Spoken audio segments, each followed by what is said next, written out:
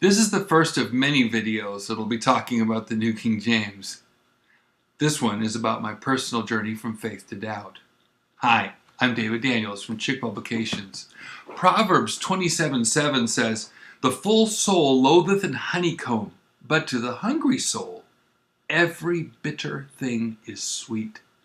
That is so true. I failed my first semester of Bible college. I've told you guys before. That summer I went to Mexico to study intensive Spanish and didn't meet a single Christian. During that time, prayer, Bible reading, and learning intensive Spanish, I started to come to a conclusion. I needed to go back to the Bible college I was scared of, take the classes I was afraid of, and I needed to listen to my professors. I took that a little far. When my professors told me that the New American Standard wasn't good enough and you needed to go back to the 1901 American Standard Westcott and Hort Bible, I did.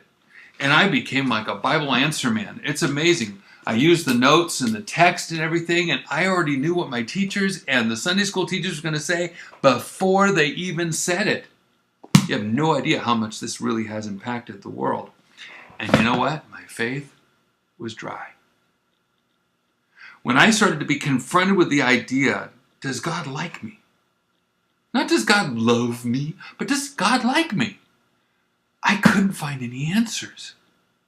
Now I do want to remind you, I had already given away my mule-choking King James Bible to somebody, which I regretted for the next 30 years, and I had no King James at the time. So when somebody recommended this new translation called the New King James, I went after it. And I started reading it in the Gospel of Mark. I didn't know that the Gospel of Mark is pretty similar to the King James. All I knew is this is all I had. I was parched.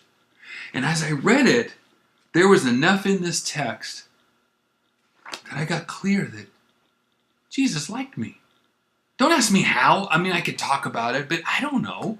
But there was something that was there that hit me, and I've never, ever lost that fact, that deep-seated feeling in my heart and belief that God actually likes me. That was something that the American Standard couldn't offer me. So, of course, I had to get the New King James whole Bible and start going into that. But as you notice, there's these footnotes that say NU and M and all that stuff. NU meaning Nestle's UBS, M meaning majority text, and they gave different readings from what was in the text. And I can go into more of that later. But the point is,